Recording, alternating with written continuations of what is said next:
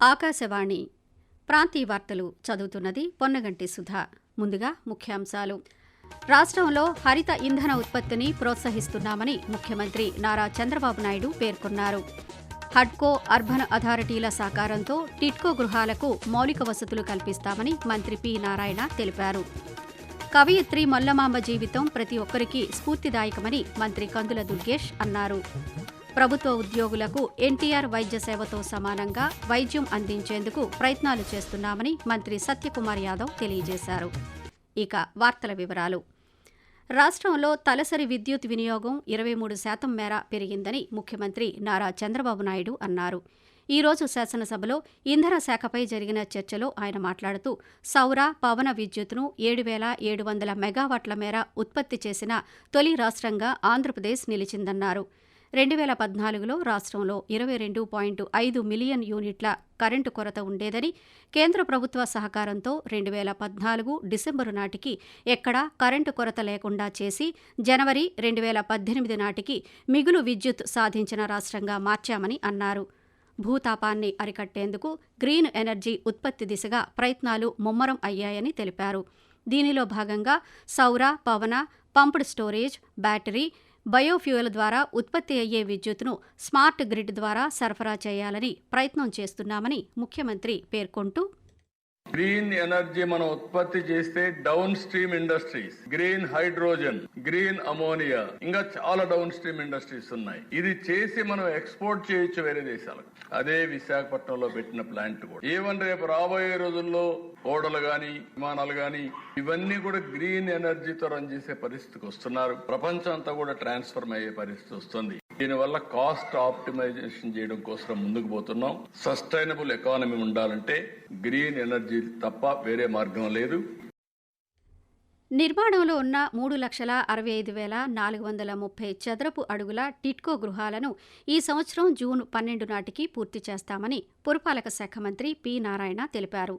ఈ రోజు శాసనసభలో సభ్యులు అడిగిన ప్రశ్నలకు ఆయన సమాధానమిస్తూ టిడ్కో ఇళ్లలో మౌలిక వసతుల కల్పనకు హడ్కో 4,460 కోట్ల రూపాయల రుణం అందజేస్తుందని, అర్బన్ అథారిటీల సహకారంతో మౌలిక వసతుల కల్పన పూర్తి చేసేలా చర్యలు తీసుకుంటున్నామని తెలిపారు.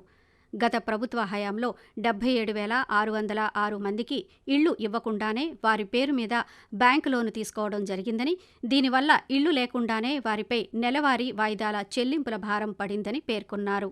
విశాఖలో మెట్రో రైలు కారిడార్లపై 2051 సంవత్సరం నాటికి ట్రాఫిక్ రద్దీని దృష్టిలో పెట్టుకుని డిపిఆర్ రూపొందించామని మంత్రి మరో ప్రశ్నకు సమాధానంగా చెప్పారు. Peak hour passenger diversion traffic ఆధారంగా మెట్రో రైలుపై కేంద్ర ప్రభుత్వం నిర్ణయం తీసుకుంటుందని, కనీసం ప్యాసింజర్ డైవర్షన్ 10,000 ఉంటేనే మెట్రో రైలుకు అనుమతి వస్తుందని మంత్రి నారాయణ పేర్కొన్నారు. ఆరోగ్యశ్రీ అనుబంధ ఆసుపత్రులకు గత ప్రభుత్వ హయాంలో 2,536 కోట్ల రూపాయల మేర బకాయిలు ఉన్నాయని వైద్య ఆరోగ్య శాఖ మంత్రి సత్యకుమార్ యాదవ్ అన్నారు. ఈ రోజు ఆయన శాసనమండలిలో సభ్యులు ఇళ్ల వెంకటేశ్వరరావు, కెఎస్ లక్ష్మణరావు, బొర్రా గోపీమూర్తి అడిగిన ప్రశ్నలకు మంత్రి సమాధానమిస్తూ పేదలకు నాణ్యమైన వైద్య సేవలను నిరంతరాయంగా అందజేసేందుకు వీలుగా డాక్టర్ వైద్య సేవ ద్వారా బకాయిలను దశలవారీగా చెల్లించే ప్రయత్నం చేస్తున్నామని చెప్పారు. ప్రభుత్వ ఉద్యోగుల ఎంప్లాయీస్ హెల్త్ స్కీమ్ సేవలకు సంబంధించి ఉద్యోగులు ఇబ్బంది పడుతున్నారని ఫిర్యాదులు అందాయని, ఎన్టీఆర్ వైద్య సేవతో సమానంగా వైద్యం అందించేందుకు ప్రయత్నాలు చేస్తున్నామని పేర్కొన్నారు. ఉద్యోగులకు రీఎంబర్స్మెంట్ వరకు వెళ్లకుండానే వైద్య సేవలు అందించే ప్రయత్నాలు చేస్తున్నామని మంత్రి వివరిస్తూ, ఎన్టీఆర్ వైద్య సేవలు అందించడానికి సిద్ధంగా ఉన్నాం. ఎంప్లాయీ చెల్లించాల్సిన మొత్తం ఏదైతే ఉందో అది మేనేజ్మెంట్ చెల్లించడానికి లేదా ఎంప్లాయీ చెల్లించడానికి ముందుకు వస్తే ఎన్టీఆర్ వైద్య సేవ కింద మిగిలిన 50% చెల్లించి వారికి వైద్య సేవలు అందించడానికి ప్రభుత్వం సిద్ధంగా ఉంది. మొత్తం మాత్రం క్లెయిమ్స్ సబ్మిటెడ్ గతంలో 350 కోట్ల మధ్యనే ఉంటుంది. క్లెయిమ్స్ అప్రూవ్ చేసినవి 2,221 కోట్లు అయితే ఏపీ మెర్కీకి ఇవ్వాల్సింది దాదాపు 300 కోట్లు. అదేవిధంగా స్క్రూటినీలో ఉన్నవి అప్పటికి ఆనాటికి 320 కోట్ల దాకా మొత్తం కలిపి వెరసి 2,834 కోట్లు బకాయిల రూపంలో వచ్చింది. తెలుగు సాహిత్యంలో అసమాన ప్రతిభను చాటుకుని కవిత్వంలో అపారమైన ఖ్యాతిని సొంతం చేసుకున్న కవయిత్రి మొల్ల జీవితం ప్రతి ఒక్కరికీ స్ఫూర్తిదాయకమని రాష్ట్ర పర్యాటక సాంస్కృతిక శాఖ మంత్రి కందుల దుర్గేష్ అన్నారు. ఈరోజు మహాకవయిత్రి ఆతుకూరి మొల్లమాంబ జయంతి సందర్భంగా మంత్రి ఆమెకు నివాళులర్పించారు. తెలుగు సాహిత్య రంగానికి వెలకట్టలేని కీర్తిని తీసుకువచ్చిన కవయిత్రి మొల్ల జయంతిని రాష్ట్ర ప్రభుత్వం రాష్ట్ర పండుగగా నిర్ణయించడం సంతోషకరమన్నారు. ఆకాశవాణి ప్రాంతీయ వార్తలు వింటున్నారు. ప్రజాస్వామ్యానికి మార్గదర్శిగా నిలుస్తున్న రాజ్యాంగం పట్ల ప్రతి ఒక్కరూ అవగాహన కలిగి ఉండాలని APSRTC MD CH Dwaraka Tirumalarao అన్నారు.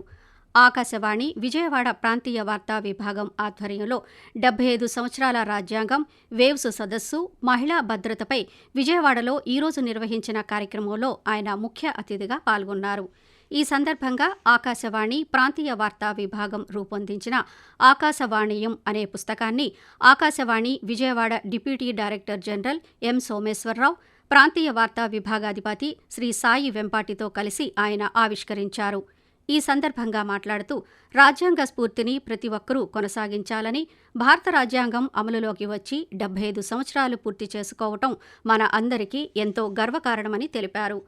పాత్రికేయులు ఖచ్చితమైన సమాచారాన్ని వెల్లడించాలని ఆయన సూచించారు. మత సామరస్యానికి రాయిచోటి పుట్టినిల్లు లాంటిదని రాష్ట్ర రవాణా, క్రీడా శాఖ మంత్రి మండిపల్లి రాంప్రసాద్ రెడ్డి అన్నారు. అన్నమయ్య జిల్లా కలెక్టర్ కార్యాలయంలో కలెక్టర్, ఎస్పీలతో కలిసి ఆయన పాత్రికేయులతో మాట్లాడారు. కొద్ది రోజుల క్రితం జరిగిన చిన్నపాటి ఘర్షణను 2 వర్గాల మధ్య విద్వేషాలు రెచ్చగొట్టడానికి కొంతమంది వ్యక్తులు ప్రయత్నించారని, అలాంటి వారి పట్ల జాగ్రత్తగా ఉండాలని సూచించారు.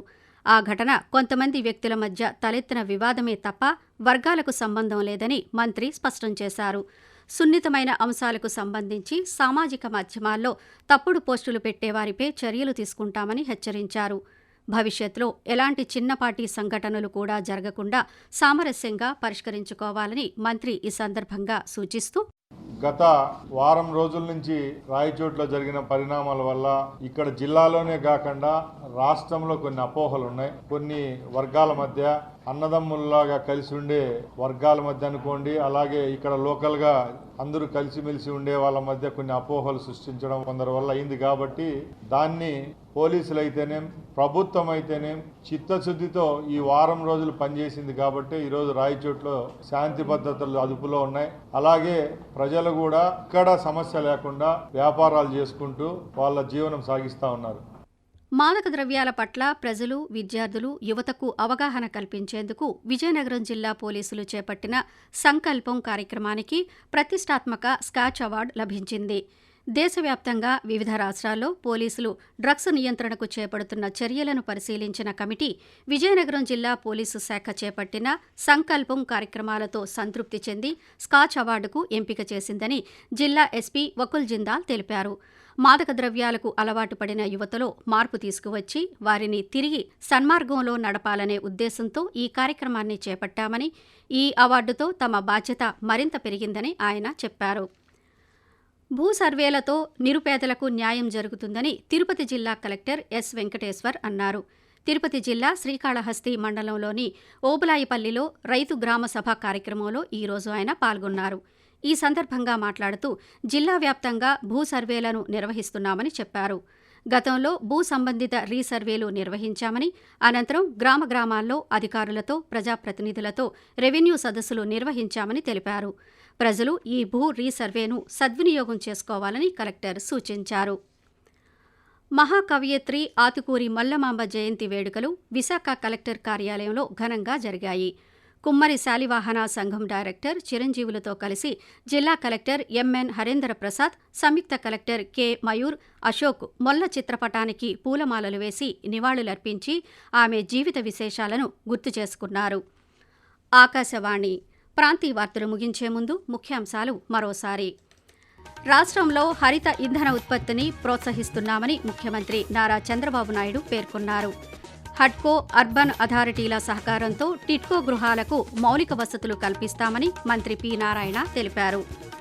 ప్రభుత్వ ఉద్యోగులకు ఎన్టీఆర్ వైద్య సేవతో సమానంగా వైద్యం అందించేందుకు ప్రయత్నాలు చేస్తున్నామని మంత్రి సత్యకుమార్ యాదవ్ తెలియజేశారు. ఆకాశవాణి ప్రాంతీయ వార్తలు ఇంతటితో సమాప్తం. జాతీయ వార్తలు 8:30 వింటారు.